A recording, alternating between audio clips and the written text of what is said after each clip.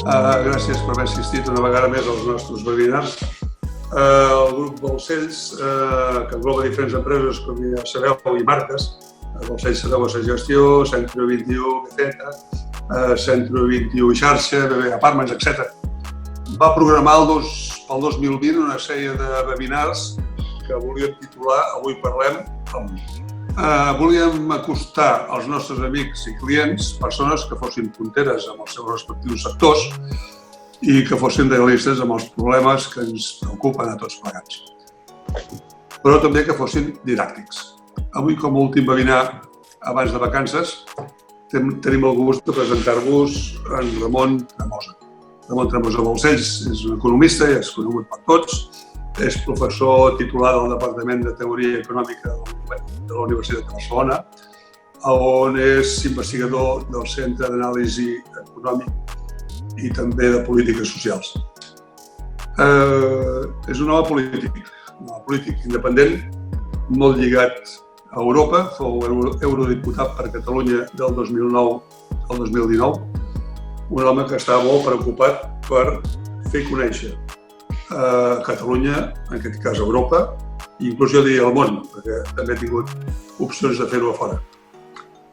Allí a Europa va treballar com a coordinador del grup liberal de la Comissió d'Economia del Parlament Europeu i, com deia, és un europeista convençut. I repeteixo, si vosaltres teniu possibilitat de mirar la seva pàgina web, veureu la quantitat de comunicacions que ha fet. Ha participat en nombroses tribunes, seminaris, taules rodones, fòrums, etc. a nombroses localitats catalanes, localitats de fora de Catalunya, cambres de comerç, programes de ràdio. En aquest moment està assessorant, o vaja, existint, com vosaltres ja sabeu, el 324 d'en Grasset els dimecres. I tot això és per què? Doncs per ajudar a entendre millor l'estat de l'economia i l'estat social de Catalunya i d'Europa.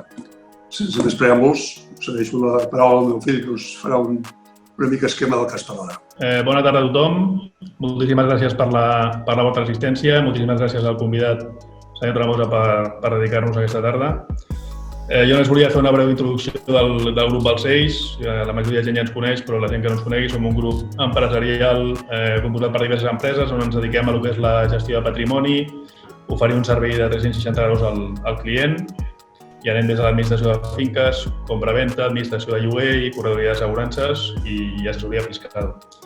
Jo només volia comentar els punts que avui, en principi, els tres grans blocs que avui comentarà el senyor Tremosa. El primer es centrarà en el que és el paper de la Unió Europea envers la crisi del Covid-19. El senyor Tremosa, com ha estat 10 anys europarlamentari, coneix perfectament el funcionament del Parlament, de la Comissió Europea, etc. i ens pot donar, crec, un coneixement ampli de la situació actual i del que s'està decidint a Europa envers les possibles ajudes, etc., als diferents sectors. Després també ens parlarà sobre el Banc Central Europeu, la seva política monetària, sobre els tipus d'interès si seguiran baixos i una mica també quines eines té el Banc Central Europeu envers aquesta crisi actual sanitària. I finalment ens farà també una previsió econòmica a nivell Catalunya i també centrada en el que és Barcelona, abarcant diversos sectors com turisme, automoció i també inclús una miqueta, una pinzellada del sector immobiliari, que és el que nosaltres ens dediquem, i el sector serveis en general. Res més, moltíssimes gràcies a tots per assistir. En principi hi farà una exposició d'uns 40-45 minuts i després passaríem a les preguntes. Les preguntes, evidentment, es poden fer en la llengua que es vulguin, català, castellà, anglès, francès. El senyor Tremosa parla perfectament idiomes, per això ha estat a Europa durant 10 anys i, evidentment, contestarà sense cap problema en qualsevol dels idiomes que se li facin les preguntes. D'acord, doncs, moltíssimes gràcies i ja us deixo amb el senyor Tremosa, que ara compartirà la pantalla. Ens ha preparat una presentació en PowerPoint per poder entendre millor les seves explicacions i les seves, diguéssim, observacions. Moltes gràcies. Bona tarda, agraeixo molt al grup Balcells la seva invitació i passo ara a compartir aquesta presentació. Bé, en primer terme, hem de dir que vivim una crisi econòmica mai vista. Per primera vegada a la història resulta que tenim una crisi mundial que es produeix de manera simultània a tots els continents. Això no havia passat mai, ni a la crisi del petroli, ni a la crisi del 2000, ni a la crisi del 2008. Per exemple, la subprime va començar el 2008 als Estats Units, fins al 2010 no va arribar a molts països europeus i a la Xina. I quan el 2011 Europa estava en plena crisi, sobretot al sud d'Europa, doncs als Estats Units ja es recuperava. Per tant, doncs, quan mirem l'evolució del PIB mundial, com el que tenim aquí, per exemple, ens trobem doncs, que només el 2009 va haver-hi una caiguda encara no del 2% del PIB mundial, però que de seguida es va recuperar perquè anava per barris la crisi. En canvi, ara, al gener es tanca la Xina, gener-febrer, al març, abril arriba la crisi a Europa i a l'abril-maig arriba a Amèrica. I, per tant, doncs, en 4 mesos tenim un lockdown general. I, per tant, doncs, aquesta és una situació mai vista fins ara i que és una conseqüència de la globalització. Tot va molt de pressa i ara, per primera vegada, tenim una crisi mundial simultània de pràcticament tots els continents alhora. A més, les xifres i les caigudes i els impactes són impressionants. Jo, si pogués fer 100 anys de classes més a la universitat, segurament les caigudes d'aquest trimestre en molts indicadors són insòlites i úniques i no les veurem mai més. Per exemple, en el cas del turisme, s'espera una caiguda aquest any de 2/3 en facturació i desplaçaments. Per exemple, al mes d'abril, a Catalunya, a l'aeroport del Prat va caure un 99%, de 4,5 milions de passatgers l'any passat a 45.000. És a dir, és una cosa mai vista i que per poc que es normalitzi la situació, que esperem que sigui ben aviat, doncs no tornarem a veure, afortunadament, una caiguda com aquesta. A més, als Estats Units hem tingut també, aquí teniu una xifra, una sèrie temporal molt llarga des dels anys 60. Aquí teniu els initial claims, les assegurances d'atur que demanen els treballadors, com els mesos d'abril, maig, hi havia entre 4, 5, 6 milions de persones cada setmana demanant aquestes peticions. Ara això, afortunadament, ha caigut a 1,5, una mica menys de 1,5, però fixeu-vos com ni la crisi del petroli, ni les crisis dels anys 2000, ni 2008, ni 2009 van suposar un xoc com aquest. I això és aquest gràfic, repeteixo, des de la Segona Guerra Mundial, des dels anys 30, de la crisi de la Gran Depressió, no havíem vist una cosa semblant i, a més, tan ràpida i intensa.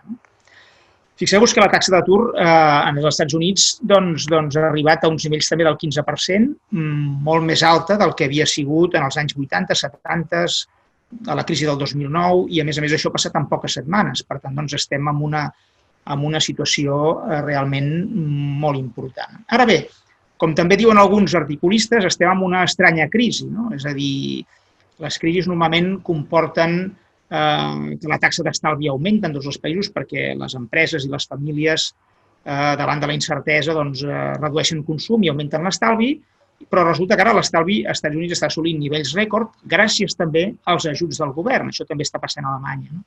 Per tant, els diners hi són i estan esperant al final de la incertesa, que vol dir o bé una vacuna o bé alguns antivirals que neutralitzin el coronavirus, que això és el que va passar amb la sida. No es va trobar una vacuna contra la sida específicament, però sí un conjunt d'antivirals que neutralitzaven la seva progressió com a malaltia.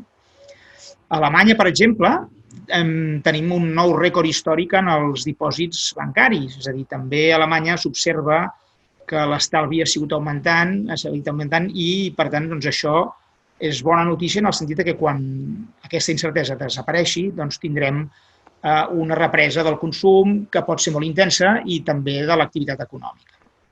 En el cas espanyol també, aquí teniu una sèrie, un gràfic publicat per Bloomberg, amb una sèrie temporal de 20 anys, també la intensitat en què l'atur a l'abril va créixer, és molt més alta que la crisi del 2008-2009 i si anéssim enrere també ho veuríem així. I podríem posar gràfics de Gran Bretanya, de França, d'Itàlia, d'altres països, no ho farem, però perquè veieu que la tònica és general a tot arreu. Llavors, pel que fa a la recuperació, aquí sí que els mercats financers sí que s'han recuperat en forma de V baixa, com veurem després quan veiem l'actuació dels bancs centrals. Això és una magnífica notícia perquè les borses, per exemple, sempre anticipen o normalment solen anticipar el que vindrà després en l'economia real, però sí que, per exemple, a Xina, que és el primer país que va fer el tancament, el shutdown, i que doncs, es deia és el primer que sortirà en forma de V baixa, doncs aquesta recuperació s'està fent més en forma de L que no pas en forma de V baixa. Una L que no seria horitzontal completament, però sí que al final està costant més recuperar-se. I també doncs, en el cas europeu i en el cas dels Estats Units és d'hora per poder fer un gràfic com aquest en diversos mesos, però sí que preveiem que en el cas alemany, que com veurem després els ajuts han sigut molt intensos, si no hi ha un rebrot generalitzat a Alemanya, sí que podrem veure com a finals d'any, per exemple, l'economia alemanya torna a estar a nivells del mes de febrer i de gener del 2020. No? Repeteixo, si no hi ha rebrots generalitzats que obliguin una altra vegada a fer un tancament com el que Alemanya va fer ara fa unes setmanes. Per tant, aquesta recuperació en forma de V baixa està trigant a arribar. I bé, com tota crisi, abans d'entrar ja a parlar d'Europa, un parell de gràfics més, doncs ja tenim uns grans guanyadors que també van sortir de la crisi del 2009-2010 molt reforçats, són les companyies tecnològiques dels Estats Units. Jo parlo amb amics meus que treballen en borsa i en finances i de moment no s'intueix que pugui haver una bombolla borsària, és a dir, aquest augment de la cotització borsària espectacular de Facebook, Amazon, Netflix, Google, Microsoft, Apple, Nvidia, doncs respon a una base sòlida de facturació i de cash flow. Per tant, aquestes grans tecnològiques han arrossegat el Nasdaq a nivells ja superiors als que tenia el mes de febrer i en aquest sentit aquestes companyies amb l'augment del teletreball, de les compres per internet, anticipen escenaris de futur i la borsa està descomptant i anticipant ja beneficis futurs. I en aquest sentit, per exemple, si ara vingués un extraterrestre i volgués comprar aquestes companyies, totes a borsa hauria de posar una xifra de 7 trilions de dòlars, que és una xifra superior al PIB d'Alemanya, Itàlia i Indonèsia juntes. També veiem com la borsa que anticipa escenaris de futur aquest any 2020 ha donat a Tesla una valoració en borsa més alta que Volkswagen o Toyota, que fins ara eren les que lideraven, les empreses automobilístiques que lideraven en capitalització borsària el valor de les principals companyies automobilístiques del món. S'ha de dir que això ja és real. Per exemple, en els 2 últims mesos a Califòrnia, Tesla s'ha situat com a primera marca, és a dir, s'han venut més cotxes de Tesla que de qualsevol altra marca. És a dir, que aquest canvi que sense el coronavirus hauríem fet potser més lentament, en les preferències dels consumidors, en la mesura en què es pugui lligar a l'origen d'aquesta malaltia amb el canvi climàtic, doncs sí que a Califòrnia, que és un dels estats més grans dels Estats Units, doncs ja als últims mesos Tesla ja surt com a primer venedor per davant de Toyota i altres productors convencionals i, per tant, els mercats borsaris també anticipen, en certa manera, un futur que s'accelerarà a favor del cotxe elèctric i en detriment dels cotxes amb combustible fòssil, com és la benzina. He posat també aquí un gràfic per tocar-ho breument, perdedors la banca europea, és a dir, que la crisi del 2008, abans de la crisi del 2008, aquí fixeu-vos que he posat un gràfic que compara, un gràfic de Reuters que compara els índexs de l'Eurostoxx, l'índex MSCI del Japó i l'Standard & Poor's de bancs, i així com en els anys 2006, 2007, 2008 tenien un mateix valor, van caure tots alhora, la recuperació ha sigut diferent en el cas dels Estats Units i, en canvi, la banca japonesa i europea no han recuperat encara els valors que tenien fa 10 anys. I en aquest sentit, aquí és interessant una dada que es coneix poc. El finançament no bancari a Estats Units, a Gran Bretanya, a França, suposa més de la meitat del crèdit i del finançament de l'activitat econòmica. En canvi, països com Itàlia, França o Espanya estan molt més bancaritzats. I el finançament no bancari, les alternatives del finançament no bancari, encara estan poc desenvolupades. En aquest sentit, per tant, països com Itàlia, Espanya o França són més dependents dels grans bancs, del too big to fail, i recordeu, per exemple, en el cas de Bankia, el senyor Rajoy va demanar un rescat a Europa per 40 i tants mil milions d'euros, i va dir Bankia es demasiado grande para dejarla caer, i resulta que el comissari Almunia, Joaquín Almunia, que era el comissari de competència en aquell any, deia, no, escolti, Alemanya ha tancat bancs més grans que Bankia per evitar carregar en el contribuent els costos. I, per tant, Alemanya està fent un procés de desbancarització i, en aquest sentit, la banca americana és més àgil, és més eficaç, ofereix unes condicions millors i, per això, el valor en borsa en comparació a l'europea o a la japonesa és millor. Però bé, aquest és un tema que només volia apuntar aquí tendencialment. Bé, llavors, parlant d'Europa, aquest és el mapa que més m'agrada d'Europa, un mapa lumínic, un mapa que no té fronteres, un mapa on no hi ha ni les barreres físiques de les muntanyes i els rius, que històricament han limitat les comunicacions, ni tampoc hi ha les fronteres polítiques, que encara són molt importants, els estats són molt importants, hagués pogut posar un mapa de colors, França, Espanya, Itàlia, Alemanya, Holanda, etc. Però aquest és el mapa del gran invent europeu. Jo penso que el single market, el mercat comú, la lliure circulació, és el gran invent d'Europa, juntament amb l'estat del benestar, és la nostra herència com a europeus en el segle XX. Jo que he tingut la sort durant uns anys de viatjar per Àsia, per Amèrica, per altres continents, veig que molta gent valora això d'Europa. Europa ha creat riquesa i la sap repartir, l'estat del benestar, i la riquesa l'ha creat perquè ha obert els seus mercats i ha facilitat la lliure circulació de persones, mercaderies, serveis i capitals. Encara no és perfecta aquesta mobilitat, encara hi ha moltes barreres regulatòries, físiques, que encara limiten aquesta lliure circulació, però Déu-n'hi-do el progrés que s'ha fet. I en aquest sentit, fixeu-vos com a tot el món s'imita aquestes àrees de lliure circulació. El NAFTA, el Nord d'Amèrica, l'ASEAN, el Mercosur, totes aquestes àrees estan imitant el gran invent europeu del segle XX, que és com resoldre conflictes, guerres durant segles, a partir de la cooperació econòmica, de l'intercanvi comercial i, per exemple, del programa Erasmus, que vol dir que ara aquest és el nostre mapa, almenys els meus fills, els vostres fills, aquest és el seu mapa d'estudis, de formació, d'oportunitats, de treball, de relació.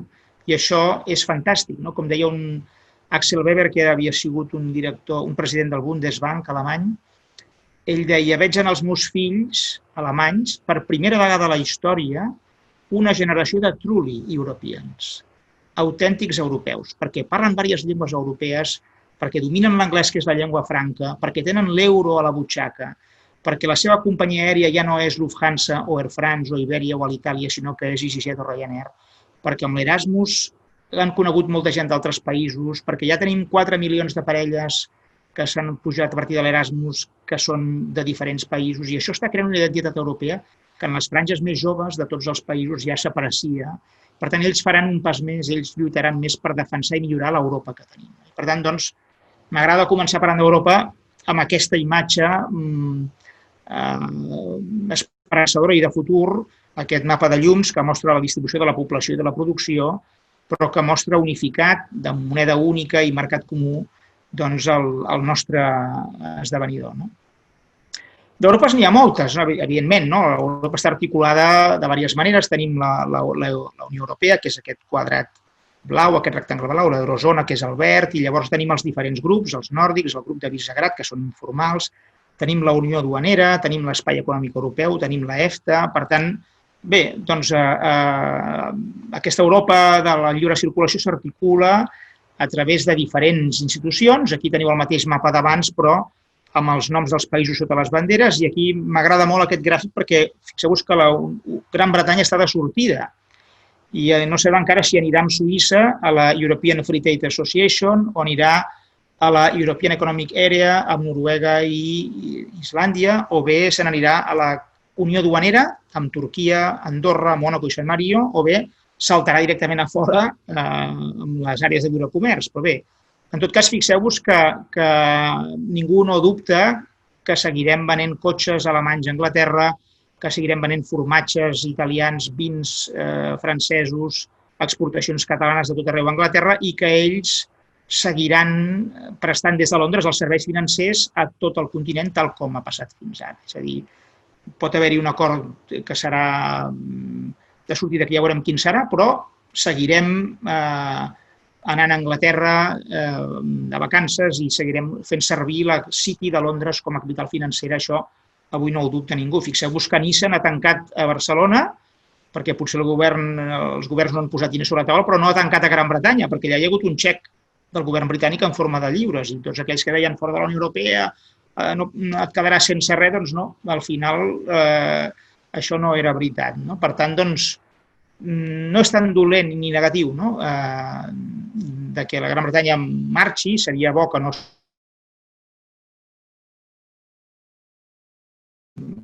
Aquest mapa sintetitza molt bé les diferents Europes que tenim i el procés dinàmic que és aquí. Per exemple, Suècia vol fer un primer pas per entrar a l'euro, i és que estan estudiant a Suècia que els seus bancs entrin a la Unió Bancària, és a dir, que siguin vigilats financerament des del Banc Central Europeu. Això voldria dir que, si bé Gran Bretanya surt d'aquest mapa i surt de la Unió Europea, doncs Suècia podria estar entrant a dintre de l'àrea de la zona euro, perquè és veritat que en els 10 anys que fa que existeix la Unió Bancària, la vigilància que el Banc Central Europeu ha fet dels grans bancs de la zona euro ha estat molt eficaç, ha augmentat molt la seva solvència, ha impedit generació de noves bombolles, i això doncs, és una molt bona notícia per a tots nosaltres. Bé, llavors, com hem sortit aquí aquest gràfic? Com vam sortir la crisi del 2008, del 2010? Doncs amb més Europa, és a dir, l'economia catalana va créixer obrint la seva economia, exportant béns i serveis, captant noves inversions. Per exemple, és poc conegut que en pràcticament 10 anys l'economia catalana ha triplicat les multinacionals, de 3.000 a 8.500, i, per exemple, l'any 2019 es produeix un rècord absolut històric en molts indicadors, en tràfics portuaris i aeroportuaris, en rècords d'inversió industrial, i arribem a unes xifres realment que mai a la història havia tingut l'economia catalana, és a dir, 650.000 pimes, 8.500 multinacionals, més de mig milió d'autònoms, 2,7 milions d'assalariats. Són unes xifres que mai a la història havia tingut l'economia catalana. I tot això ha sigut internacionalitzant l'economia catalana. I això ho hem de posar molt en valor. No? I, per exemple, malgrat la crisi del 2008, 2009, 2010, que va ser una crisi, diguem-ne, financera, malgrat que el 2011 i el 2012 va haver-hi la crisi del deute sobirà, que va afectar molt Grècia, Itàlia i Espanya. Per tant, malgrat que en els últims 10 anys hem tingut 2009-2013, 5 anys de crisi, l'economia catalana quasi duplica les exportacions. I l'any 2019, aquests 73.853 milions d'euros exportats equivalen al 30% del PIB de Catalunya. Per tant, Catalunya se situa entre els primers països i regions més exportadors d'Europa. Alemanya, que és la primera potència mundial exportadora, exporta un 35% del seu PIB. Per tant, doncs, aquesta xifra és realment espectacular. I això ha estat amb l'Europa que tenim, la mica d'Europa que tenim, o la molta Europa que tenim, perquè aquesta lliure circulació ha donat un gran joc en l'economia catalana. I fixeu-vos, aquest és un gràfic que ha publicat fa una setmana la Memòria Econòmica de Catalunya, la Cambra del Comerç de Barcelona, a partir de dades oficials de la Generalitat, de la base de dades espanyola Interreg, de comerç internacional, doncs com l'economia catalana ha anat obrint el seu mercat i com doncs, l'any 2000 representava el 40% les vendes a l'estranger i ara són el 64%, i com és lògic, a mesura que l'economia s'obre, doncs el mercat espanyol pesa menys. No? Recordeu que Espanya és un 1% del PIB mundial. Per tant, fora d'Espanya hi ha un mercat molt més gran i la lògica és que les produccions que venen a Catalunya, SEAT, per exemple, que porta 4 anys amb rècords de producció, vendes, beneficis i exportacions, dels mig milió de cotxes, el 80% s'exporta al nord d'Àfrica i sobretot als mercats europeus principalment. Per tant, doncs, moltes multinacionals venen a Catalunya com a plataforma per vendre una petita part al mercat espanyol i català, la resta als mercats globals. Una bona notícia, quan d'aquí un any i mig s'inaugurarà el corredor mediterrani de Castellbisbal a Martorell, que és un tram de 10 quilòmetres que s'està construint, SEAT podrà reduir entre 300 i 400 euros per unitat el cost de transport. Això és un 5% del preu de mercat. Ara els cotxes de SEAT surten amb tren fins al Port de Barcelona, han de canviar de tren amb un tren d'alt ample europeu, tercer fil, i sortir cap als mercats europeus. Quan això ho puguin fer directament des de la fàbrica, tindran un descompte, una reducció molt important del cost per cada cotxe que sortirà en ferrocarril directament des de la fàbrica. I això explica, per exemple, aquesta inversió de 5.000 milions d'euros per fer-hi cotxes elèctrics, perquè és una de les millors plantes del món de Volkswagen i, en aquest sentit, el corredor mediterrani no és el que voldríem, però ja podrà prestar servei ben a curt termini i això és una gran notícia. I, a més, aquest per mi és un dels gràfics que més m'agrada. L'euro no ha estat només un port segur, que diuen els anglesos, un safe haven, és a dir, un port en el qual un vaixell, quan hi ha aigües turbulentes, es pot refugiar. Ha estat una benedicció, per entendre'ns, perquè jo, per exemple, que vaig fer un llibre de bancs centrals l'any passat, que vam presentar amb l'Andreu Mascollell, li vaig fer una pregunta: com hauria estat la crisi del 2008-2012 sense l'euro, sense el Banc Central Europeu i amb la pesseta i el Banc d'Espanya? L'Andreu Mascollell, que és un dels millors economistes del món, sense dir una cosa categòrica, doncs ja va dir, home, estaríem més a prop d'Argentina que de Dinamarca. I a Argentina, per exemple, aquí teniu l'escenari, el 2016, un dòlar es podia comprar amb 15 pesos i això ara, la crisi de l'estiu passat, se n'ha anat a 60, 70.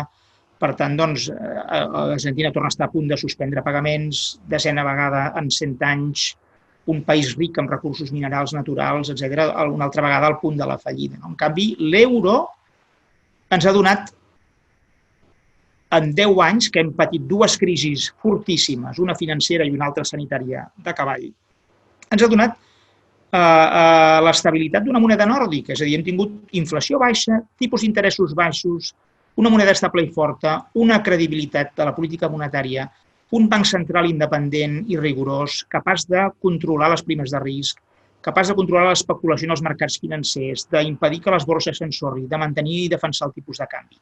Això és extraordinari.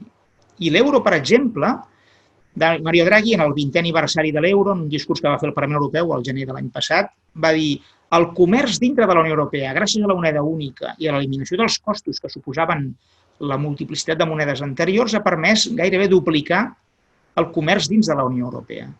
I Draghi va dir: avui Estònia, gràcies a l'euro, és més independent que Turquia o Argentina. Estònia, que té uns quants centenars de milers d'habitants, que és un país molt petit, gràcies a que té una moneda estable i sòlida i forta i que això ho té externalitzat i no se n'ha d'ocupar ni preocupar, pot fer polítiques socials, polítiques fiscals, polítiques tecnològiques, perquè té aquest flanc cobert. I, en canvi, Turquia o Argentina, quan tenen una crisi financera, quan se'ls dispara la inflació al 25%, han de pujar tipus d'interès, llavors és el capità del vaixell que toca l'alarma i diu tothom a la bodega que ens entren vies d'aigua. Per tant, des d'aquest punt de vista, jo poso molt en valor la xarxa de protecció, el matalàs que ha sigut en aquest mar tempestuós tenir l'euro i el Banc Central Europeu al capdavant de les polítiques de recuperació, com veurem després, que han sigut molt intenses. I, per exemple, no sé si heu llegit les memòries de Luis de Guindos, però són realment espectaculars. Ell explica, i donant data i lloc de les reunions, com, per exemple, delegacions espanyoles que venien del govern del PP amenaçaven amb sortir de l'euro el 2012. I això realment és, recordo economistes de Madrid publicant articles al País de diferents universitats madrilenyes en contra d'aquesta idea que corria per Moncloa: si volemos a la peseta no habrá que pedir rescate de Bankia, deien a la Moncloa. I llavors els deien, però escolteu, que tindrà una depreciació brutal, que tindrà una inflació brutal, què passa amb les pimes, què passa amb les persones, les hipoteques, els plans d'estudi, els projectes de futur de les persones, els estudiants, de les empreses, tot això per mantenir l'estatu quo com pot ser, no? I, per tant, hem estat amb un govern fa 4 dies qüestionant la moneda única. I això, Luis de Guindos, que és vicepresident del Banc Central Europeu avui, a les seves memòries fa una anàlisi brutal. I a més ho diu, això és com tirar una tovallola des d'un 6è pis i saltar a tu darrere la tovallola, sortir de l'euro. I en aquest sentit, doncs, jo poso molt en valor la moneda única. Ara bé, la Unió Europea, clar, encara no és una unió federal, no és una unió com als Estats Units. Els Estats Units porta 150 anys d'unió en comú i han tingut guerres civils i no tot ha sigut flors i violes. I ara tenen una unió més completa que la nostra, amb un tresor federal, emeten deute de manera federal, el govern de Washington pot recaptar una part dels impostos, pot fer infraestructures, gestionar la defensa i les fronteres, tot això Europa no ho té a nivell federal, són competències encara estatals. Però en aquest sentit, fixeu-vos, aquí hi ha una dada que és interessant. El pressupost de la Unió Europea és inferior a l'1% del PIB europeu. És de 140.000 milions d'euros l'any. I us recordo que el de la Generalitat és de 40.000 milions. És a dir, la Unió Europea té un pressupost 3,5 vegades la Generalitat. Ara bé, fixeu-vos, és un pressupost com que no hi ha pràcticament personal, perquè la Comissió Europea té 30.000 funcionaris, el capítol 1 pesa molt poc, és un pressupost molt operatiu i que genera grans efectes multiplicadors en recerca i desenvolupament, en fons de cohesió, en fons de tota mena i també en la política agrària comuna. Per tant, doncs, és un diner ben gastat. El govern federal dels Estats Units, en percentatge de PIB, té un pressupost 20 vegades superior. Per tant, quan tothom diu què està fent Europa? La Unió Europea poca cosa pot fer perquè té un pressupost petit i que ja està compromès, perquè ara el que no farem és agafar els diners de la CAP, de la política agrària comuna, agafar els diners de la recerca i treure'ls per comprar material mèdic. No, això ho han de fer els països, perquè aquest pressupost aguanta molts llocs de treball i moltes polítiques, a més a més, moltes vegades de diferents països, i treure aquests diners per posar-los a la crisi sanitària seria vestir un sant desvestint-ne un altre. Europa ha actuat a través del Banc Central Europeu, que ara us donaré xifres i que ha sigut una actuació espectacular. Però clar, Europa no pot donar perquè el seu pressupost és petit. Europa, en canvi, sí que pot dir a Europa som un 8% de la població, generem un 20% del PIB i produïm, oferim el 50% de la despesa pública social del món. Que això també, com a europeu, és una carta de presentació molt bonica quan vas a altres continents. Però, clar, Europa encara s'està construint, encara s'està edificant a cop de crisi, com per exemple el 2012 amb la crisi de Grècia, doncs el Banc Central Europeu va d'intervenir fora de mandat. Però bé, tot això ha servit per anar avançant. Bé, aquí tinc uns gràfics. Qui mana realment a la Unió Europea? Doncs no mana el Parlament Europeu, ni tampoc la Comissió Europea. Mana el Consell, que és la reunió periòdica dels estats, aquella reunió mensual dels primers ministres a Brussel·les, que ara es reuniran físicament per primera vegada en mesos demà passat a Brussel·les. Però bé, en tot cas, fixeu-vos que us he posat l'edifici de la Comissió a l'esquerra, l'edifici del Consell a baix, a la dreta, que està just davant de l'altre, que és menys conegut però és més important, aquí es reuneixen els caps d'estat, i us he posat l'Eurogrup, el famós Eurogrup, que ara ha triat un president irlandès. Jo recordo un debat amb Dijsselbloem sobre el rescat de Xipre, dir-li, escolti'm, vostè va cometre alguns errors de comunicació, i Dijsselbloem dient, jo soc diputat holandès i només responc davant del Parlament d'Holanda. Per tant, la Unió Europea segueix sent una unió d'estats. I el Parlament Europeu no recapta cap impost i la Comissió Europea no recapta cap impost. Per tant, encara hi ha molt de recorregut per córrer. Jo recordo que un gran argument del Brexit dels britànics ens deien no representation without taxation. És a dir, mentre no recapteu cap impost, el Parlament Europeu és més un fòrum que un Parlament. I aquest és un dèficit democràtic que hem de resoldre quan considerem, passades les crisis, què fer per millorar, per tenir més i millor Europa? Doncs reforçar la legitimitat democràtica del Parlament Europeu. A més, un diputat europeu no té iniciativa legislativa. Hem d'esperar que la Comissió enviï una proposta de directiva o reglament, llavors l'esmenem i el votem, però després aquesta llei torna al Consell, que pot modificar-la, i després se'n va a les capitals a ser transposada. Per tant, encara hem d'afinar més perquè això amb el Congrés de Washington no passa d'aquesta manera. Per tant, encara tenim uns dèficits a superar. I després el gran argument del Brexit, no rule of EU law, que diuen els anglesos. És a dir, Europa és impotent per fer complir la llei europea. I aquí teniu el rànquing d'infringement cases oberts el 31 del 12 del 2017, doncs, en què, com veieu, Espanya lidera aquest rànquing. El 2018 liderava també amb 99 expedients i, com em deia un diputat suec, amic meu, que el primer dia, el 2009, quan vaig arribar, li vaig dir dona'm un consell em va dir, mira, noi, a la vida l'èxit no se sol improvisar i el fracàs tampoc. Doncs la Unió Europea té una feina a fer, que és la llei que s'aprova, fer-la complir igualment a tots els països. Perquè la transposició, massa sovint, malauradament, és asimètrica. I això Mario Draghi ho ha reconegut en debats parlamentaris. No és la meva opinió, mira, aquest noi ara ens ha dit unes coses avui. No, escolta, això de Mario Draghi, hi ha discursos al Parlament Europeu on diu això. El nord d'Europa va sortir millor de la crisi que el sud en el 2008 perquè allà es complien les lleis de morositat empresarial. Les van transposar literalment i es compleixen. I al sud d'Europa això no passa. Per exemple, i això doncs, és important que aprofitem aquesta crisi amb la catarsi que suposa per convergir en bones pràctiques amb el nord d'Europa.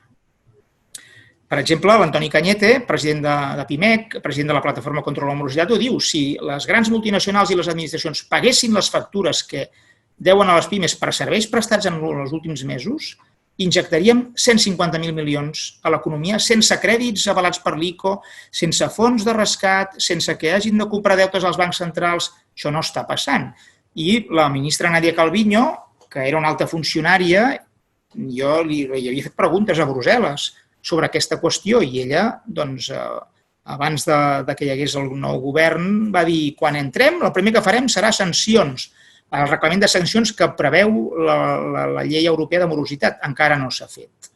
Ahir, per exemple, a la meva pàgina web tinc un vídeo on Mario Draghi l'any 2017 va acusar multinacionals i governs del sud d'Europa d'impagar factures a pimes, provocant atur massiu en un debat de non-performing loans, i aquest vídeo el trobareu, són 5 minuts, on ell, Draghi sempre tan prudent, on fire, fa un discurs espectacular en contra de la morositat, que és la principal mortalitat de pimes solvents que han de tancar perquè no cobren les factures. I, per exemple, això és de l'expansió de fa uns dies, a Espanya, 500.000 d'empreses poden tancar les properes setmanes o mesos perquè no cobren serveis que han prestat.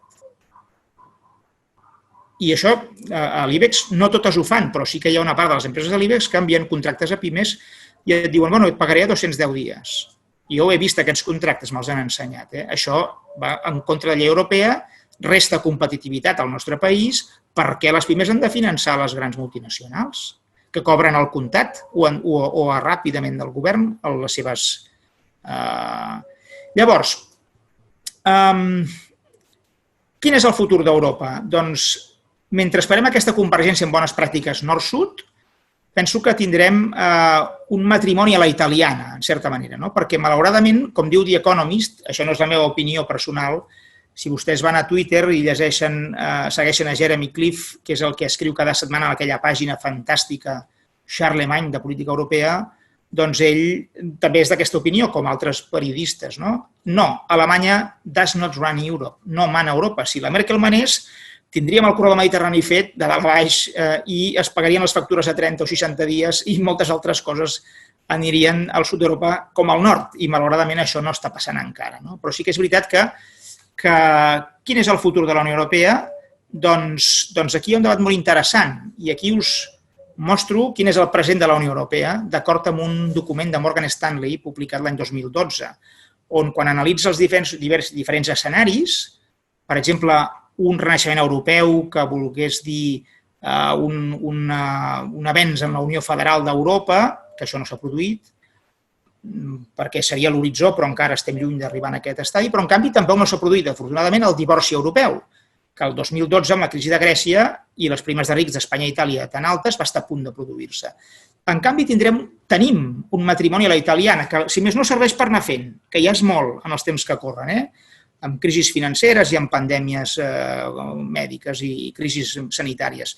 El matrimoni a la italiana vol dir que anem avançant, però hi ha grans diferències entre països i requerim transferències fiscals importants, que com que no són fiscals, perquè no hi ha poders fiscals a la Unió Europea, són monetàries. I fixeu-vos aquest gràfic molt interessant. Mario Draghi ha buscat sistemàticament depreciar l'euro. Fixeu-vos que Draghi entra el 2011 amb un tipus de canvi 1 euro igual a 1,5 dòlar i acaba el 2019 amb una paritat de 1,1. I Mario Draghi, el matrimoni a la italiana, és aquest. Els tipus d'interessos són baixos pel sud d'Europa, cosa que beneficia els països endeutats, perjudica els estalviadors del nord, però en canvi depreciant l'euro ha permès a Alemanya i als nòrdics créixer via exportacions fora d'Europa. I per tant, això és com Itàlia havia funcionat durant dècades, en el segle XX. El nord donava molts diners a Roma perquè els distribuís al sud i a canvi Itàlia donava una lira depreciada perquè el nord pogués exportar a la resta del món. Per tant, Mario Draghi ha salvat l'euro i ens ha donat uns anys de marge. Mentrestant, el comerç intraeuropeu va creixent i ens hem fet més europeus entre nosaltres i ho ha fet d'aquesta manera depreciant el tipus d'interès de l'euro. I fixeu-vos que avui en dia s'explica en economia la diferència de tipus d'interès explica l'evolució del tipus de canvi. Draghi, quan entra el 2011, el tipus d'interès de la zona euro, color blau, està molt per sobre dels Estats Units, color vermell, ràpidament el situa per sota i aquí és quan tenim l'euro comença a depreciar-se i les exportacions alemanyes comencen a créixer als Estats Units i a la Xina i a la resta del món. Per tant, doncs, els nòrdics han tingut compensació a la penalització del tipus d'interès baix que t'han ajudat al sud d'Europa via exportacions. I per això Donald Trump es va passar tot l'estiu de l'any passat demanant tipus d'interès zero, criticant Alemanya, demanant a Jerome Powell que baixés els tipus d'interès perquè el dòlar era massa fort i castigava la balança comercial americana. Bé, en tot cas, Europa va fent la viu-viu, que ja és molt, repeteixo, amb els temps que corren i donada la divergència fiscal i monetària que hi ha entre els dos països. Fixeu-vos, aquí tinc un gràfic de les taxes d'atur i veieu l'Europa nòrdica, anglosaxona, Holanda, Bèlgica, Alemanya, Àustria, Hongria, etc., amb unes taxes baixes i tota l'Europa restant amb unes taxes molt més altes. No? I també fixeu-vos, si analitzem i comparem França i Alemanya, fixeu-vos com el 2008 tenien el mateix atur i el mateix deute públic sobre el PIB, com 10 anys després la situació Alemanya ha millorat tots els indicadors, França els ha empitjorat, atur, deute públic, superàvit fiscal, pensions. Per tant, aquestes dues Europes existeixen i la màgia de Mario Draghi ha estat, amb un euro feble, fer possible que pugui haver-hi aquesta unió, donada aquesta divergència que no ha tingut moltes tensions.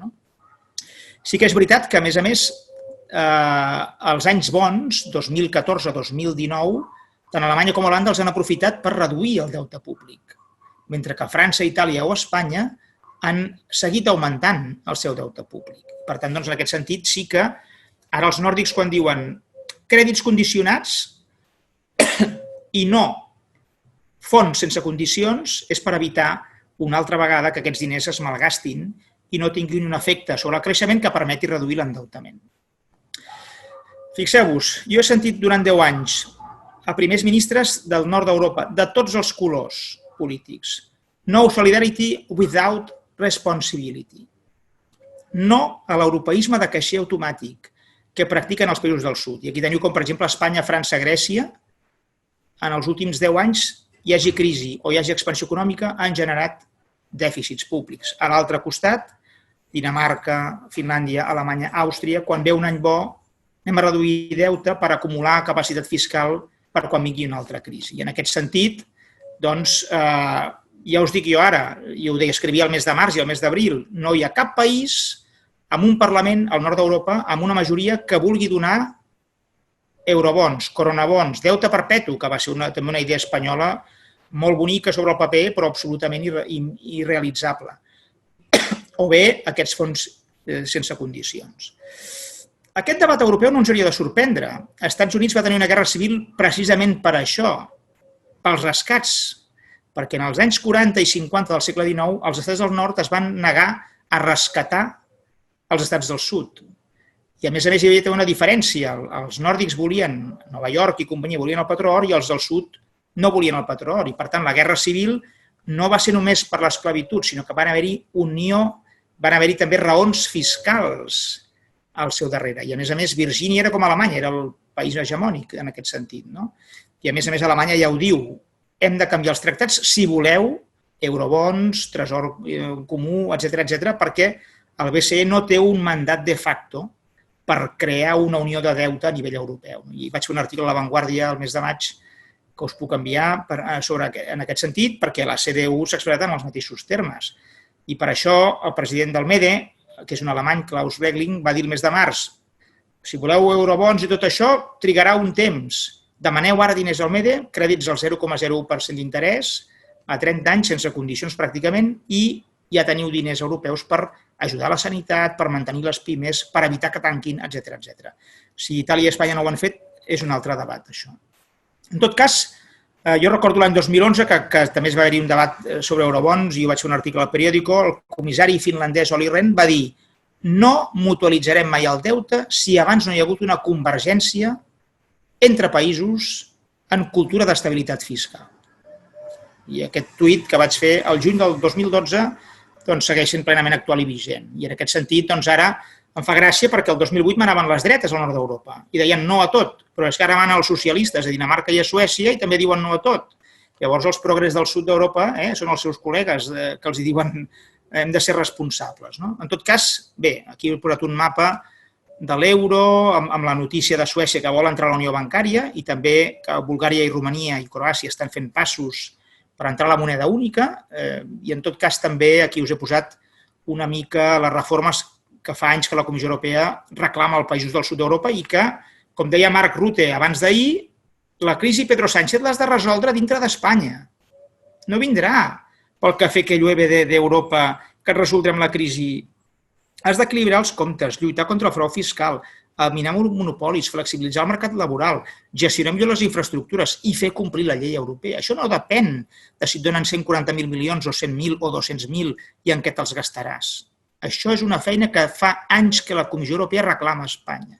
I en aquest sentit, doncs, la llista dels deures interns són a la vista i Marc Rutte li diu a Pedro Sánchez abans d'ahir: tu tens deures pendents que no fas i ara vens aquí a demanar diners que Holanda no es dona a si mateixa. I per què te'ls hem de donar tu quan tens tot aquest homework pendent de fer? Bé, el cas d'Itàlia és diferent. El seu deute públic pot acabar aquest any amb uns nivells superiors als de l'any 45 i de la Guerra Mundial, però en tot cas, ja per acabar aquesta part i parlar uns minuts d'Europa i del Banc Central, fixeu-vos com Alemanya ha estat el país més generós a l'hora d'ajornar impostos, afavorir crèdits, donar garanties, etc. Espanya té més marge de maniobra perquè s'ha endeutat, però fixeu-vos com Alemanya, que és una idea per mi molt interessant, ha estat 7 anys estalviant i generant superàvits fiscals i reduint el deute, i ara en 7 setmanes ha posat tota la carn a la graella. Per tant, ha sigut el millor alumne de Keynes i tots els que al sud d'Europa, sobretot els progres, diguem-ne, amb poca cultura d'estabilitat fiscal, han estat criticant l'austericidi de la dreta alemanya, ara s'han quedat amb un pam de nas perquè el pla de rescat anunciat el 3 de juny supera el 15% del PIB. Per tant, ha donat una lliçó, és a dir, és per això, ha subvencionat, ha baixat l'IVA del 19 al 16%, donarà ajuts per comprar cotxes elèctrics, subvencions a les famílies amb fills. Si no hi ha un rebrot a Alemanya, per Nadal tornarà a estar com el mes de febrer. Perquè s'estalvien els anys bons per quan ve una crisi forta, posar tota la carn a la graella. Això és de Keynes, de manual. Però aquí al sud d'Europa hi ha qui ha pensat que es pot fer dèficit sempre hi hagi crisi o hi hagi expansió econòmica. I en aquest sentit, per mi és molt bon resum, una gran lliçó que a veure si d'una vegada per totes el sud d'Europa aprèn aquesta cultura d'estabilitat fiscal. I per tancar, sort dels bancs centrals. Fixeu-vos, una comparativa del volum de diners dels anys 2008, 2012, 2015, fixeu-vos com tots van actuar alhora i coordinats i en poques setmanes van multiplicar la intervenció d'aquests bancs centrals en relació a les crisis anteriors. Fa 10 anys, els debats del Banc Central Europeu van durar gairebé 5 anys, amb Alemanya i els nòrdics en contra, qüestionant, criticant. Ara, en menys de 4 setmanes, hem tingut el programa PEP i ha sigut una actuació conjunta, un comunicat un dilluns al matí de tots els bancs centrals fent unes polítiques en la mateixa direcció i això ha calmat les borses i ha evitat corralitos bancaris i ha permès aquesta espectacular recuperació en forma de baixa als mercats financers, que és el que l'índex de Bloomberg, del Global Stock Market Capitalization, ja està mostrant. Aquest gràfic és de la setmana passada. I això no sempre havia sigut així. Als anys 30 El crack del 29 va arrossegar la borsa durant anys. És a dir, mira, això és el típic rebot. No. Aquí els bancs centrals van estar passius i van equivocar polítiques i l'economia s'ensorrava i els mercats borsaris també.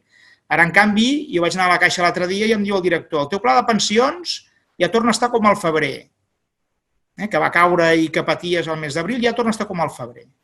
I això és molt important perquè dona tranquil·litat, dona serenor, permet no prendre decisions massa equivocades i això és una gran aportació que els bancs centrals han fet. El programa del PEP, del Banc Central Europeu, aquest Pandemic Emergency Purchase Program, va posar sobre la taula 750.000 milions, en 2 mesos en va gastar 200.000, per tant això vol dir que va haver de ser ampliat perquè durava fins a l'octubre. El mes de maig Lagarde va sorprendre els mercats, va posar 600.000 milions més sobre la taula i informacions d'aquesta setmana de Bloomberg fetes a partir d'enquestes i entrevistes ja mostren que també el 2021, si convé, el Banc Central Europeu està disposat a posar sobre la taula molts més diners. En aquest sentit, les primes de risc han caigut i ja podem dir que no hi haurà rebrots si no hi ha rebrots greus. És a dir, podem afirmar que d'aquí a final d'any ni Itàlia ni Espanya patiran una crisi de prima de risc com la que vam viure l'any 2011-2012, que va portar les economies pràcticament a la suspensió de pagaments, obligant a moltes retallades socials perquè s'havien de pagar els interessos per finançar el deute. Per tant, això és una gran contribució dels bancs centrals que han fet en temps rècord i amb una gran efectivitat. I perquè veieu fins a quin punt una manera de mesurar l'impacte, la magnitud d'aquestes polítiques expansives és que en percentatge de PIB l'actiu de balanç dels 4 bancs centrals que tenim aquí, Reserva Federal, Banc Europeu, Banc de Japó i Banc d'Anglaterra, ha passat del 35% al 47% en 3 mesos. Mai abans en la història hi havia hagut una quantitat, una injecció tan gran de diners per contenir, fer front a una situació d'emergència com la que hem viscut. A més, també el programa TLTRO està funcionant a tota pastilla, bancs italians, francesos i espanyols han tingut finestreta oberta, per tant, el crèdit ha seguit fluint, cosa que no va passar el 2008, i a més amb garanties de l'Estat. A més, ara tornarà a haver-hi carry trade, es dona diners a tipus d'interès negatius a la banca del sud d'Europa perquè pugui comprar deute dels seus països. Per tant, aquest deute que han d'emetre Espanya i Itàlia no només el comprarà el Banc Central Europeu, sinó també el podran comprar a la banca privada i podran fer una mica de benefici. I en aquest sentit, no es podrà dir que el Banc Central no estigui fent res. És més, des del 2015 que està comprant deute espanyol i italià. I, per exemple, segons el Banc Central Europeu, el 21% del deute espanyol i el 20% del deute italià ja és en mans del Banc Central Europeu. De fet, des de fa 8 anys és el principal comprador, perquè els no residents han estancat la seva progressió en la compra del deute públic italià, que ha seguit creixent, i avui en dia és el principal comprador. I això és molt important. Inversors no italians ja no compren deute italià, i el gran comprador és el Banc Central Europeu. I això li dona un poder molt gran. I aquí us poso l'episodi viscut a la primavera del 2018, quan entra la Lliga Nord i fa un pacte amb 5 Stelle i el Salvini diu ara posarem un ministre anti-euro. I llavors la prima de risc comença a pujar i en 2 dies es duplica. I llavors al final de setmana, el divendres, nomenen a Giovanni Tria, que era amic de Draghi i pro-euro. I la setmana següent el Financial Times diu el Banc Central va deixar de comprar deute italià uns dies i la prima de risc es va disparar en els mercats. Per tant, el Banc Central Europeu, sense que surti ni sigui un poder polític, pot disciplinar països del sud amb pulsions, diguem-ne, autàrquiques o poc ortodoxes. I això per mi és una gran notícia. És una gran notícia. I potser penso que a Madrid tenen por d'endeutar-se molt amb el Banc Central Europeu perquè els hi pot exigir, per exemple, que es paguin les factures a 60 dies a Espanya, que es facin els corredors que ha aprovat la Unió Europea que són d'interès europeu i que comencin a canviar coses que fins ara, per dinàmica interna pròpia, no han pogut ser canviades. Ahí lo dejo, que diria aquell, però el Banc Central Europeu, quan a Itàlia un govern va dir ara anem a posar un ministre anti-euro, doncs va deixar de comprar, i la notícia que teniu a la dreta és del País. Per tant, és un diari que podeu trobar i això ja va ser notori. Bé, en tot cas, els diners del pla de recuperació no arribaran fins l'any vinent. La negociació ja es veu que serà difícil, però això ja ho dèiem el mes de març-abril, perquè hi ha molts interessos, hi ha molts grups de països, tothom vol, evidentment, no sortir perjudicat. A la pregunta per què no es recorre al MEDE, i en tot cas, però de moment hem de dir que, si bé a l'última reunió del Banc Central Europeu, a les actes, hi havia inquietud en alguns membres del Consell per les compres massives de deute, a curt, en aquest any i en el que ve no preveiem canvis en la política del Banc Central Europeu. Tampoc veiem problemes d'inflació. D'acord amb Deutsche Bank, la caiguda de la capacitat productiva, de la utilització de la capacitat productiva de la indústria, fa que no percebem risc d'inflació per aquestes injeccions massives de diner. Estem encara molt lluny, tant a Europa com als Estats Units, del gran creixement de l'oferta monetària que Argentina ha portat aquestes inflacions a 2 dígits en els últims anys. Bé, aquí això ho saltaré una mica perquè vaig curt de temps, però hauria explicat una mica de teoria quantitativa sobre què podem pensar de la inflació. La inflació és un volcà inactiu, però bé, en tot cas, passo aquestes pantalles perquè vaig fora de temps. Fixeu-vos que Turquia és un cas que se li va disparar la inflació i que van haver de pujar tipus a 2 dígits per controlar-la. Això és el que va passar en el món occidental als anys 80, que quan la inflació es va posar als Estats Units al 15 i 20%, els tipus van haver de pujar fins al 15%. Per tant, la inflació és un volcà inactiu. Però bé, s'ha de dir que he mirat i remirat i no s'alvira, no s'anticipa inflació perquè hi ha moltes causes, la globalització, l'increment de productivitat, que també la neutralitzen. Per tant, aquest és un debat que no vull allargar-me. I per acabar, sí que heu de tenir present que la inflació és un fenomen monetari que comença l'any 71 amb el trencament de la convertibilitat entre dòlar i or, que els preus havien sigut molt estables durant el segle XIX i principis del XX, gràcies al patró or. Però bé, no és que jo l'enyori perquè és impossible avui tornar al patró or, però sí que alguna mena de sound money haurem de recuperar, però sí que hem tingut més inflació en els últims 50 anys que en els anteriors 500, per conseqüència que ara vivim en una època de fiat money, que és el diner confiança, paper moneda no convertible, que és potser el més gran invent de la humanitat i que ha permès un creixement mundial a tots els continents com mai hauria permès un sistema lligat a la convertibilitat estricta com el que teníem abans de l'any 71. Acabo. In gold we trust. Aquí teniu el preu de l'or, que està arribant a màxims històrics, i també els ETF vinculats a l'or, aquests actius, aquests fons d'inversió cotitzats que estan en màxims històrics. És evident que l'or, els bancs centrals estan comprant molt, grans inversors americans també estan comprant molt. És un tema físic. L'or creix, però a molt petita escala, perquè l'extracció d'or és la que és. Se n'extreu de les mines, però té un creixement molt petit. En canvi, els diners ara s'imprimeixen a gran quantitat. Per tant, és un tema de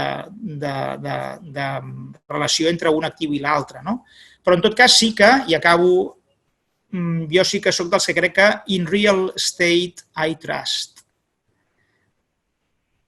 Sempre i quan, diguem-ne, l'habitatge sigui un actiu d'oferta limitada, que això a la ciutat de Barcelona ho és, a la Manga del Mar Menor no ho és, perquè si ja tens una àmplia zona urbanitzable on pots edificar milers de cases, allà l'habitatge no és un actiu d'oferta limitada, però una ciutat com Barcelona, que té mar, muntanya, rius i ciutats al voltant, aquí sí que jo soc dels que veig que és una bona inversió. I, per tant, jo soc dels que crec en el real estate.